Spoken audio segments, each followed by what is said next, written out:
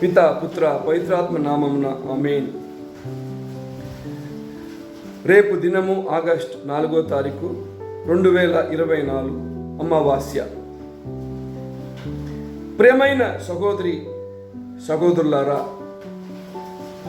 హెబ్రేయు పత్రిక 11వ అధ్యాయము 1వ వచనము, విశ్వాసము అనున్నది నిరీక్షింపబడు వాటి యొక్క నిజ స్వరూపము, అదృశ్యమైనది ఉన్నవి అనుటకు రుజువై ఉన్నది. హల్లెలూయా. 2వ రాజుల గ్రంథము 6వ అధ్యాయము మనము చదివినామంటే, సిరియా దేశము రాజుకు మరియు ఇశ్రాయేల్ దేశం రాజుకు ఒక యుద్ధం జరుగుతుంటుంది. సిరియా దేశము రాజు ఏమేమి ప్లాన్స్ వేస్తున్నాడో, ఎలాగ యుద్ధం చేయాలి అని సిద్ధమవుతున్నాడో, ఈ కార్యాలంతా కూడా ఇశ్రాయేల్ దేశంలో ఉంటున్న ప్రవక్త అయిన ఎలీషా ఇశ్రాయేల్ దేశ రాజుకి తెలియజేస్తున్నాడు. అందువలన ఆయన యుద్ధంలో సిరియా దేశం రాజు యుద్ధంలో ఓడిపోవటం జరుగుతుంది. ఎవరు నేర్పిస్తున్నారు ఇవన్నీ అని కనుక్కున్న సిరియా రాజు ఒక పెద్ద సైన్యాన్ని పంపిస్తున్నాడు. వెళ్ళి ఆ ఎలీషా ప్రవర్తని చంపేయండి, నరికేయండి అని.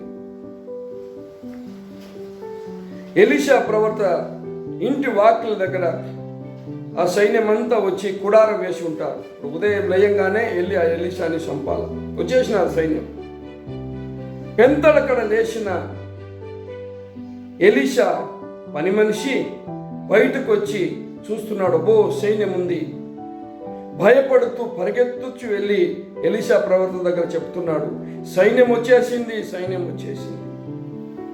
ఎలీషా ప్రవర్త కొంచెం కూడా భయపడకోకుండా,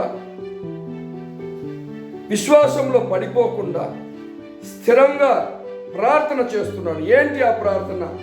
ఓ దేవా, నా పని మనిషి కళ్ళుని తెరవము. కళ్ళు తెరుచుండగా ఆ పని మనిషి కంటికి ఆ పర్వతం అంతా కూడా, వెనకాల ఉన్న పర్వతం అంతా కూడా అగ్ని రథములు, గుర్రాలు, పరలోక సైన్యము ఆయన కంటికి కనపడినది. ప్రియమైన సహోదరి సహోదరులారా, విశ్వాస జీవితం అన్నది ఆ పని మనిషికి కూడా ఉంది, ఎలీషా ప్రవర్తకి ఉంది, మన అందరికీ కూడా ఉంది. ఏ విశ్వాసము మనము ప్రకటిస్తున్నాము? కంటికి కనపడిన కార్యాలపైన నమ్మకం పెట్టిన ఆ పని మనిషి విశ్వాసము గొప్పదా? వాటిని చూచు పరలోక అధిపతి పైన, ఈ ఆకాశాన్ని భూమిని సృజించిన నిజమైన దేవుడి పైన మనము ఆ నమ్మకము నిజమైన నమ్మకమా? పరలోక సైన్యం పైన, పరలోక దేవుడి పైన, మన సృష్టికర్త పైన మనం పెట్టటము కంటికి కనపడడు, కానీ వాటిపైన మనం పెట్టటమే నిజమైన నమ్మకమని బైబిల్ సెలవిస్తుంది. ఒకడు ఎగ్జామ్ రాస్తున్నాడు. ఒక మానవుడు, ఒక మనిషి, ఒక స్టూడెంట్ ఒక ఎగ్జామ్ రాస్తున్నాడు. ఈ ఎగ్జామ్లో రాసే ముందు ఆయనలో ఉంటున్న ఒక ఆందోళన, ఒక ప్రార్థన, దేవుడి సహాయం కోరుతున్నాడు.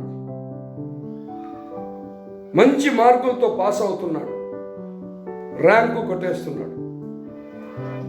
కొంతకాలం తర్వాత ఆ హృదయంలో వచ్చేసి ఒక మాట వస్తుందన్నమాట. ఫస్ట్ ఎగ్జామ్ షీట్ కొట్టినప్పుడు ఆయన విశ్వాస ప్రకటన, నాకు ఇది దేవుడే ఇచ్చాడు అంటాడు.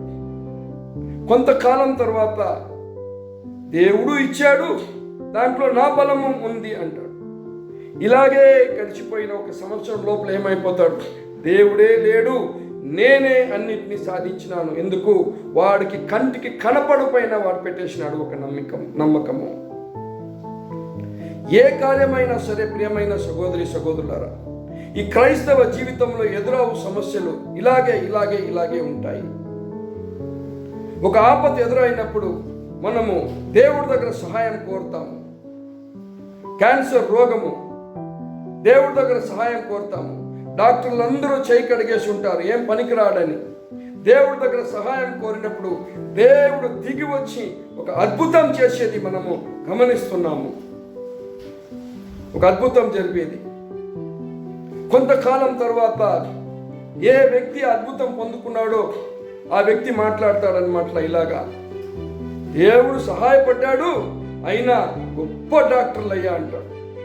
కొంతకాలం తర్వాత దేవుడు పూర్తిగా దూరం అవుతాడు. ఫలానా హాస్పిటల్కి వెళ్ళండి, అక్కడ డాక్టర్లు ఆ ఇచ్చిన చికిత్స వల్ల నాకు క్యాన్సరే సుఖమైంది అంటాడనమాట. దేవుడు దూరం అయిపోతాడు. ఈ విశ్వాస ప్రకటన అనేది కంటికి మనకు కనపడలేదు, కానీ ప్రతిరోజు ప్రతి క్షణము నాకు సహాయము, నాకు దిక్కు, నాకు తోడు అక్కడి నుంచే రావాలి అని విశ్వాస ప్రకటన చేసేవాడే నిజమైన విశ్వాసుడు. ఎలీషా కూడా ఇలాగే జీవించినాడు. ప్రతి కార్యములో ఆయన మనిషిని నమ్మలేదు, కంటికి కనపడిన మీద నమ్మకం పెట్టలేదు, కంటికి కనపడాలని మీద నమ్మకం పెట్టాడు. ప్రియమైన సహోదరి సహోదరులారా, 30 సంవత్సరాల ముందు నా వెన్నెముక ఇరిగిపోయినప్పుడు కాపాడే ఒక వ్యక్తి లేడు.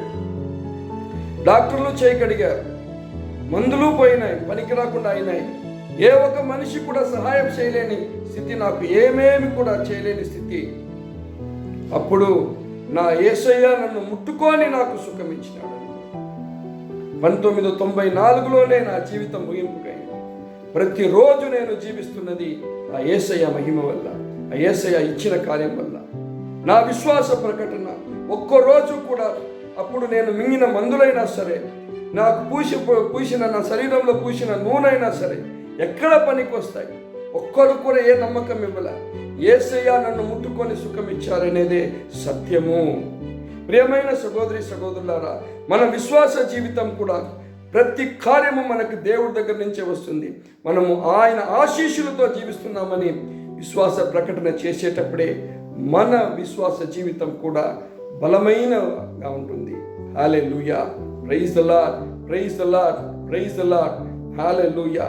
ప్రియమైన సహోదరి సహోదరులారా, ఈ ప్రాంతానికి దగ్గర ఉంటున్న వాళ్ళు ఆగస్టు 4వ తారీఖు మీరందరూ కూడా ఈ ఆశ్రమంలో ప్రార్థనకి రావాలి అని మీకు ఇన్విటేషన్ ఇస్తున్నాను.